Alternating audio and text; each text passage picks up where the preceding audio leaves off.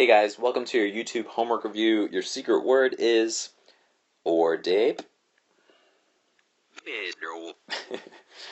Alright, and relax, phone.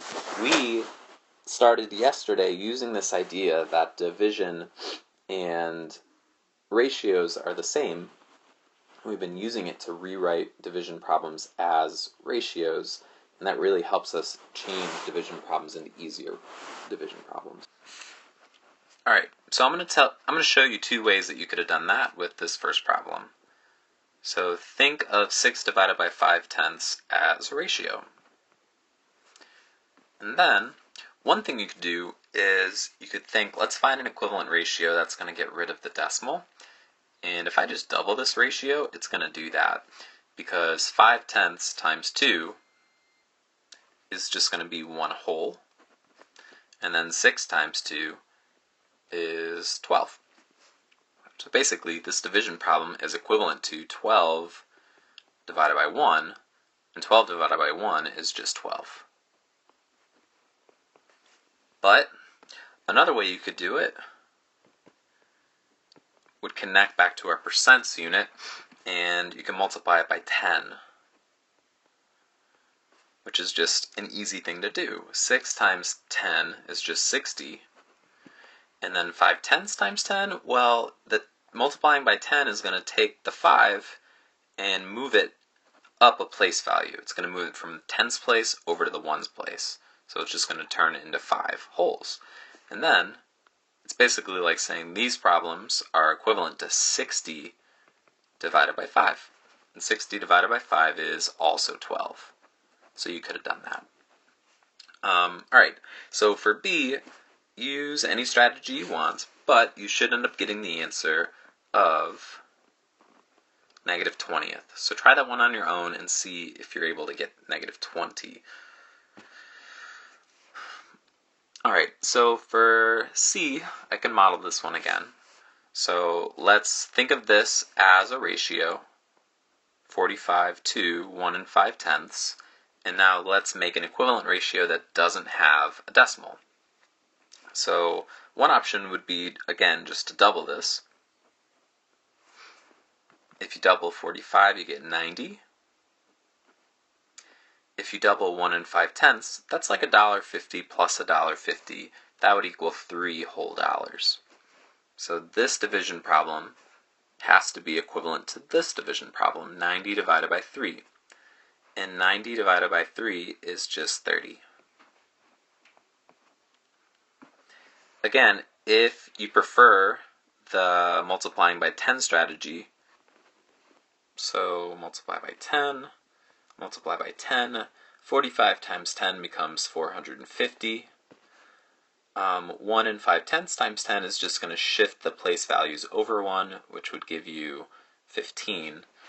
And that means you could have solved this problem, probably with long division, and figured out that that also is equal to 30.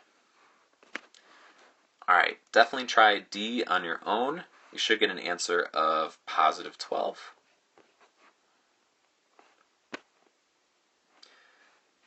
For E, you should end up getting -14. And I'm going to show you how to do F, because F can be a little tricky. So for F, let's say you have 8/10, and you want to write it as a ratio, 8/10 to 2/100. And then there's a couple ways to do this. One way would be to use the multiplying by 10 strategy. So 8/10 times 10 would just shift the 8 over one place value, and it would just become 8 in the ones place. And 2/100 times 10 would shift the 2 over one's place value, and it would become 2/10. But we still have a decimal here, so I'm going to use times 10 again to make a new equivalent ratio. 8 times 10 is 80.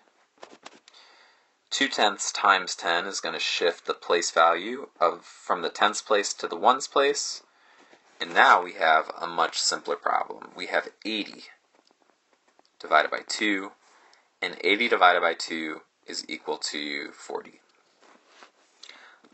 Another strategy that some students in my 8th period favor when doing this is they'll do it all at once, but instead of doing times 10 or times 100, they'll just try and make this 1. And if it's 2 cents, right, it's sort of like 2 cents.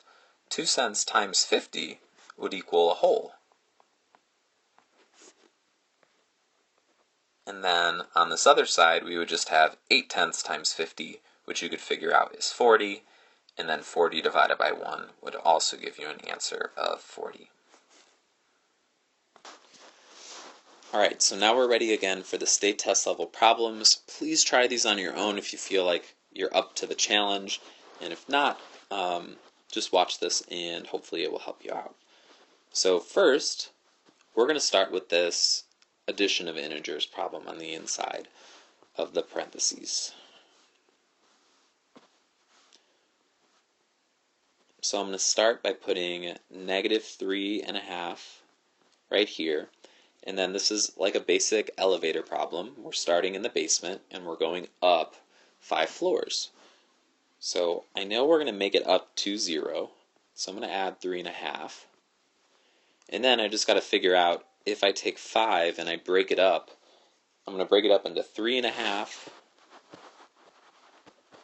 and then I know I would have an extra half piece, and that would be 4, so let's do 1.5. Oh, okay, those two add up to 5. So I'm going to go up 1.5, and I end up getting 1.5. So now I'm going to take this, I'm going to rewrite the problem like this.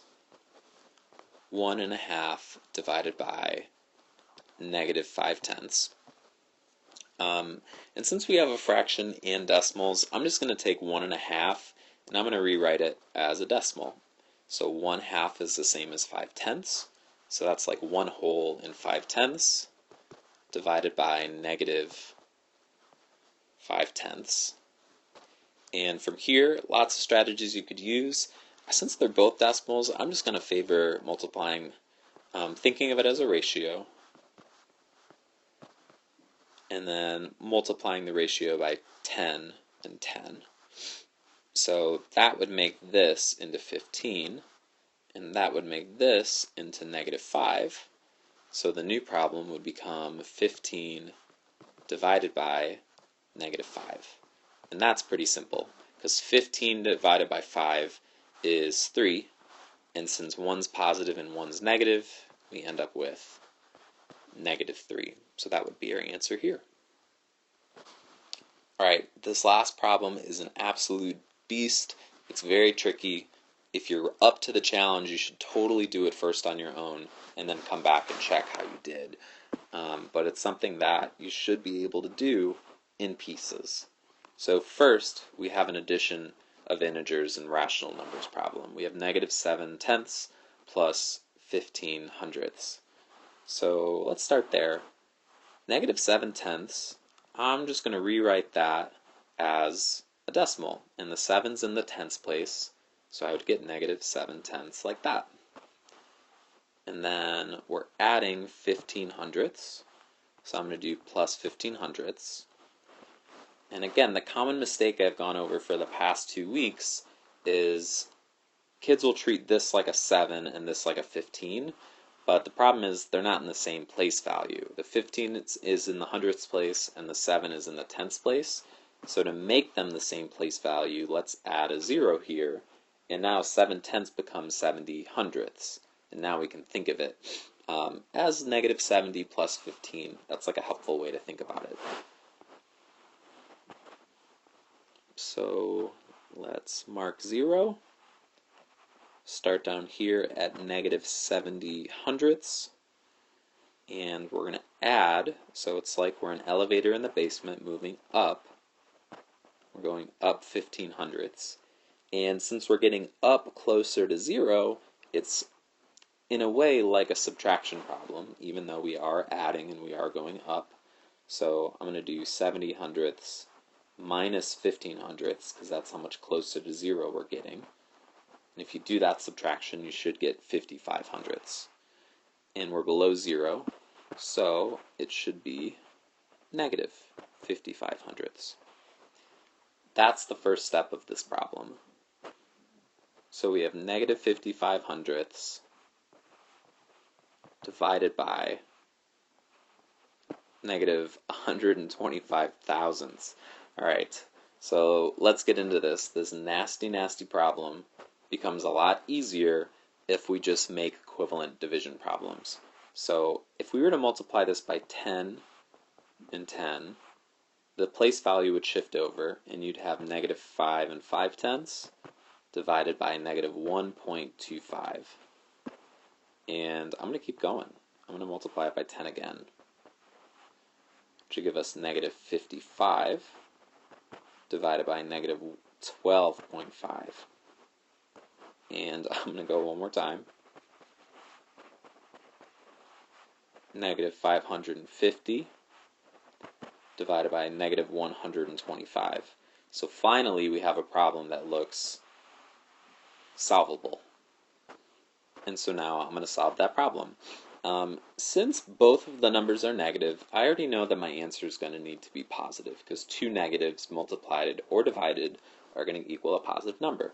So I'm going to get rid of A and B, and now I'm going to figure out which one the answer is. The cool thing is, you could pretty much just figure out that this is going to go into this about 4 times. So I already have a pretty big prediction that the answer is going to be C. But you could find it exactly by doing this. 550 divided by 125. 125, if we multiply it by 4, that would give us exactly 500. So I'm going to do that, which would give us a remainder of 50. And now I'm going to have to bring down another 0 because we still have a remainder. And 125 goes into 500. Well, we know this already. It goes in exactly 4 times. And then multiply it again would get rid of our remainder completely. And notice that we do get about an answer of 4. The answer is 4 4/10. And it would go right there. So, just for the record, some people might see this and realize that that is 1/8 as a or in decimal form. So you probably could have even solved this a totally different way and just thought of this as negative 1/8, thought of the first part as negative 55 over 100, and maybe multiplied by the inverse to get the answer. Yeah, actually, that would give you 440 over 100, which also gives you 4.4. So maybe that route would have been easier for you, and I just wanted to show you that you could do that. So guys, thanks. I know these past 2 homeworks have been kind of tricky, but I hope that thinking of division as a ratio is a cool new strategy that's starting to make sense to you. See you later.